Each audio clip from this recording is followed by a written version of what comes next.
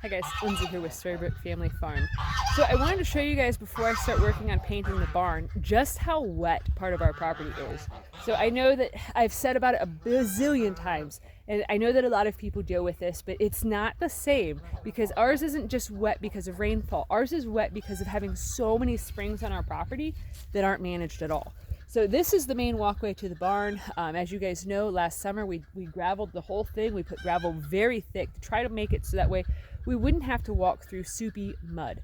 There's nothing more tiring and draining than getting your muck boots stuck in the mud every single step that you're taking to get back and forth to the barn so you can go take care of the animals, you can carry hay, water, the milk supplies. It is really exhausting and tiring to just keep walking through this. So we did a bunch of gravel last year, and then we also put a bunch of spent hay down. Well, the first year we did spent hay because that's all we could afford because, you know, the goats waste a bunch of hay. We did a bunch of that, and then we did gravel last year, and then this year I've put hay down several times to try to make it so it's more dry. You know, obviously we're going to have to do something with this because this whole area here, I know it doesn't look like much on camera. It is nothing but the super soupy, slimy, slippery, nasty type of mud. And it stays like this for the majority of the year that it is not frozen. So it makes it so the walkway, I don't know if you guys can hear my sloshing or not, it makes it so the walkway is almost impassable. I actually just pulled the lawnmower through here, almost got it stuck. And I was like, come on, Bessie, you can get through, and stuff, as it's like just fishtailing the whole way. And I'm like, oh God, if this thing gets stuck, like we're in serious trouble for the day.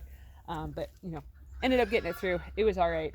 But so yeah, I got to figure out what to do with this area because it is just, it floods out this area, then it spills over the walkway, then goes down into here. This is where we had last year we had our intact male goat Wilbur and his companion Ferdinand were in that hut there and this pasture space here.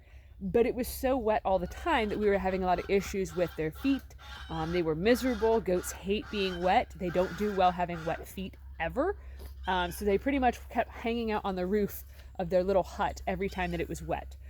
So it was not a good ideal situation. That's why we moved them across the path and up into the woods there, just because we knew that it would be really hard on them in terms of parasites and then also like hoof rot and things of that nature if we left them down there for another year. So they, you know, are much happier up there, much safer.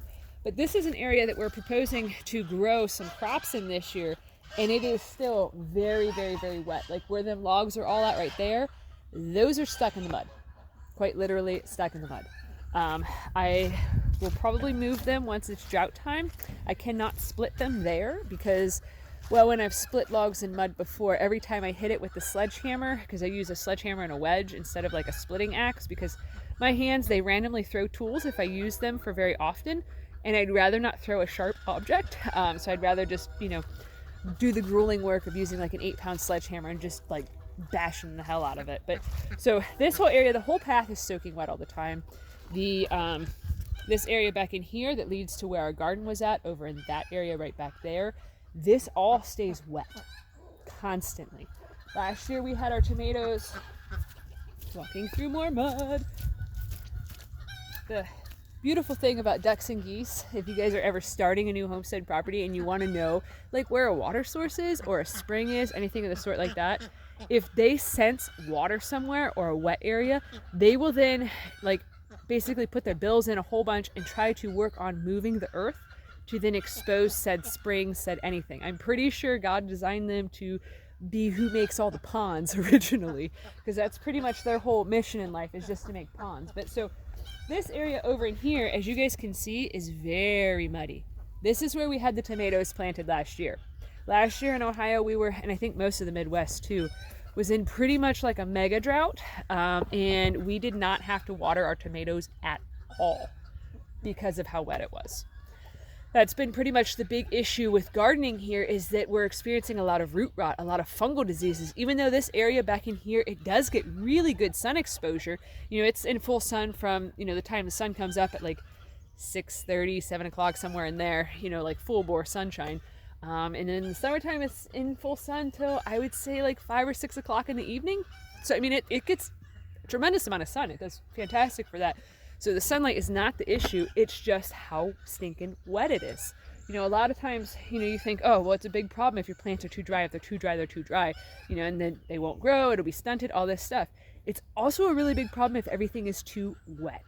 So wetness will kill stuff pretty quickly, and I in my opinion, I think that it will stunt plants worse than in growing in dry conditions, because in the dry conditions, at least there's the dew, there's the rain, all of that stuff. For this stuff, I mean, I could grow elderberries here, but it'd be on top of the septic, and nobody wants to eat medicinal elderberries that come from septic juice. Like, that just, to me, that skeeves me out. Like, I know that you can grow some stuff over top of, you know, some seriously like questionable things, but I'd rather pick a different spot than eat poo berries. That's just not my thing. I just, maybe if I was starving, I'd be okay with it, but yeah, I'm not my thing.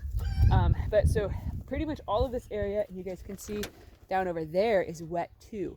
This whole wide open area just stays soggy and wet. Grass doesn't grow very well in the spring here because of the fact that it is just too wet. It's like drowning all the time. So that makes things a little bit complicated, a little bit challenging. I do have a friend, he's pretty much like a Marty Rainey type of a person, you know, the guy from Homestead Rescue who knows pretty much a good bit about everything. He actually came out and gave me some tips and some suggestions as to what to do for the spring area, but it is going to be quite labor intensive, quite difficult, and I obviously will have to wait till it dries up some, because I'm not about to work on shoveling any of this super soupy, muddy mess. That's just, I did a lot of that last year by hand to make the pond bigger and deeper, and I have a lot of that to do again this year, but I'd much rather, if I'm doing mud work, that it be like really hot out, especially if I'm going to be getting soaking wet. Like, that's just my thing. I don't want to be like, yeah, I don't know. I don't like messing with mud very much. I don't mind getting dirty. I don't mind being muddy. I just don't like shoveling an astronomical amount of mud. And what I'm concerned with this spring here is that it wants to be kind of like the spring that we turn into the ponds and all of that stuff, that once I dig down in it and open it up more, that then it's just going to flood out everything. So definitely need more expertise. So when that friend comes to help with painting the house, he's going to do the second story. I'm going to do the first story. He's going to actually give me more instruction as to different options that can be done here. So if you guys have any experience or any ideas or suggestions, like if you've dealt with something like this, please leave it in the comment section below, just because I think that collectively all of us can learn from each other. There's nobody that's an expert on every single thing. Well, maybe if you're on TV, maybe then they claim that. But, you know, I don't think in reality that anybody is, you know, an expert on everything. So I think we all have things we can glean from each other and learn from each other. But that's it for today. I actually have to put the camera down so that way I can work on pouring out this 5-gallon bucket of paint into some of my 1-gallon cans. So that way it's more manageable for me to then shove into the little canister on my spray gun. So in the process of spraying, the barn is extremely noisy. I had anticipated that I'd be able to just put out a speaker out here, jam out, you know, sing my heart out and all this stuff, make the neighbors enjoy a Lindsay concert, but yeah, too loud for that. As loud as the speaker went, all I could hear was the buzz of the gun, and I was like, okay, gotta put headphones in. So I'm gonna actually get busy, get off here, so that way I can get the ladder set up, I can get things going, because I would really love to be able to get the barn finished. So this needs one more coat. The backside needs, you know, like a coat and a half, because I didn't get the tippy top of the barn on the backside done, because I was worried that the goats would actually like knock me off the ladder. Valid concern. And then this side over here needs another coat. So the other side, I think that side is actually, I think it's good. I'm gonna check it while I'm on here with you guys, just so that way I have a game plan as to where to set the ladder up first. Yeah, I think that side looks good enough for me. I mean, this barn, it needs, obviously you guys can see down over there, that wood needs replaced. There's wood on the inside, nothing can get in. I fixed it from the inside back when we first got here, so it just looks terrible on the outside. So eventually we're gonna put like metal roofing material down at the bottom, and then I'll end up repainting it. But that is not a project for this spring, at least not for right now. Right now the big thing is get this thing painted so it doesn't look so hideous, and then work on getting the house painted so it doesn't look like a faded banana. So that's on the agenda for, you know, the next several days. So anyways, thanks for watching. Have a good one, guys.